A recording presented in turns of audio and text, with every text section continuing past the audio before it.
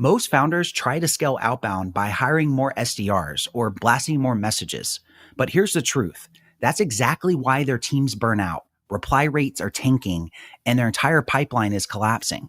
In this episode, I'm going to show you how to scale an outbound team that doesn't burn out and how to build a motion that consistently generates qualified calls in 2025. I'm Starr, and this is the Sell for Scale show, the place for B2B founders and sales leaders who want to scale their sales systems without burning their reps or their reputation. And this complements the last episode. So if you're new here, make sure you go and watch these episodes in order because we covered outbound tactics last episode. But now I want to talk about actually scaling this with the team. So here's the problem. Scaling outbound exposes cracks in your system. I worked with a media buying company not too long ago, and their entire outbound process was just chaos. They hired a few setters, gave them a list, and told them to go book calls. So guess what ended up happening? The reps were spamming cold messages, their reply rates were terrible, and nobody actually owned the process. And in less than 90 days, half of those reps actually quit. And that's the cycle most companies fall into. Their outbound isn't just broken, it's the way that they're scaling it is broken. So let's cover the mistakes. Here's the first mistake: hiring SDRs without a system. More bodies does not mean a bigger pipeline, okay? It just means bigger chaos. I've seen companies hire 5 SDRs at once, literally with no proven messaging in place. They didn't even have CRM workflows. And even worse, they didn't have defined KPIs. So those SDRs just hit the ground running with literally nothing to stand on. Within weeks, everyone was frustrated. The reps, the managers, and of course, the founder, right? And outbound is like construction. You don't hire workers before you've poured the foundation. It just wouldn't make any sense. All right, the second mistake: tracking the wrong metrics. Most outbound teams celebrate vanity numbers, right? They cover and brag about how many dials they're making, or you see ads for this all the time, right? You can send out X amount of cold emails, even LinkedIn requests that are being fired off and their connection rate. But here's the reality. Those things don't actually pay the bills. You can make $500 a day and literally book nothing, nada.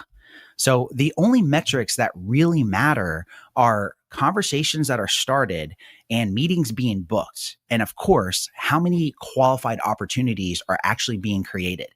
At the media buying company, once we stripped away all the vanity metrics and we started tracking only those 3, it was completely eye-opening.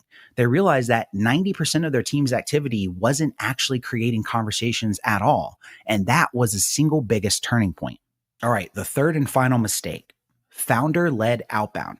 I can't tell you how many CEOs I've seen that are still writing their own cold email copy. They're tweaking their LinkedIn scripts at midnight. They're even trying to manage their own SDRs directly. And listen, the problem is when the founder is still in the weeds, outbound never scales. You've just given yourself another job. One founder that I coached literally spent more time on outbound than he did running his actual business. The result? Pipeline was messy. I'm talking not even organized, terribly. His team had no clear leader and deals were slipping through the cracks. They had so much revenue on the table just sitting there that they didn't even realize it. And if you're still running outbound, you don't actually own a sales system. You literally own a side hustle. So we talked about the mistakes. Let's get into how to fix them. So the first fix is what I call role clarity. In a healthy outbound motion, there are 3 roles. Okay. First, you have your setters and SDRs. Their only job is to start conversations and book meetings. That's it. Simple. The next one are going to be like your closers, or some organizations may call this BDRs.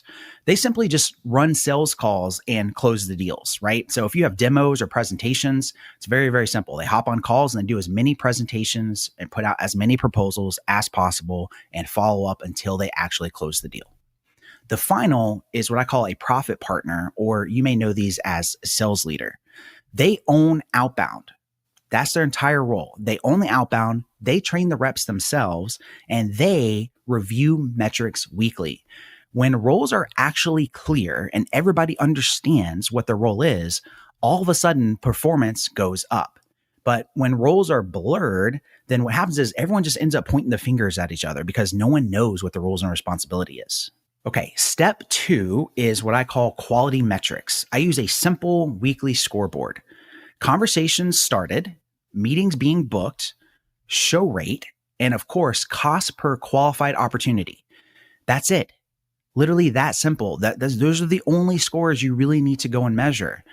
And so if a rep sends 200 DMs, but only starts one conversation, think about it.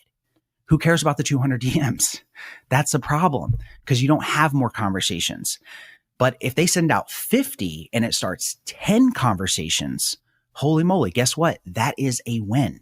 And at the media buying company, this shift alone changed everything.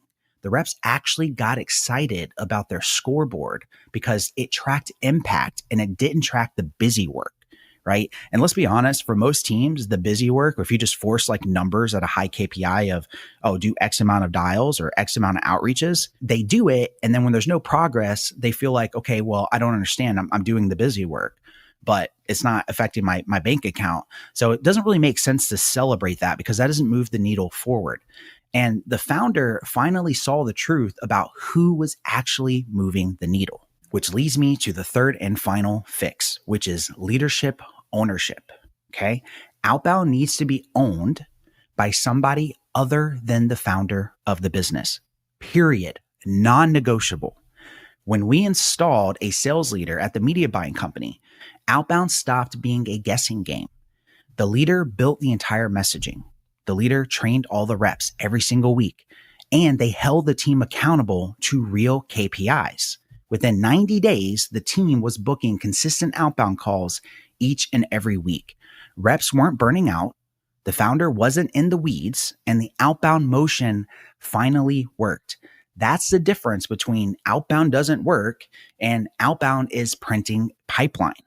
Huge difference. Now, if you're the founder and you're watching this, here's a reframe I want you to think about, okay?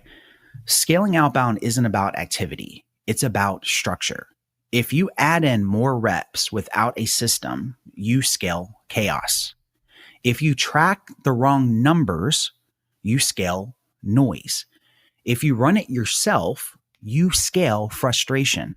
But if you clarify roles, you actually track quality metrics and install a leader who owns the entire outbound system, now you are scaling predictability without actually burning people out. This is the Sell for Scale show. And if today's episode gave you clarity, then please make sure you hit the subscribe button so you never miss out on any episode. Also, if you're tuning in on YouTube, you definitely want to subscribe because we're going to be taking all the previous playbooks, ebooks, and Google documents that has all the information from the previous episodes, and we're going to be actually posting them in the community section. So if you're not subscribed, you're not going to get notified whenever those are going to be released. And if you've missed episode 21, the previous episode to this is called Outbound Isn't Dead. Make sure you go back and watch that first. This episode right here is the actual sequel to that. My name is Dylan Starr. Thank you for listening, and I'll see you in the next episode.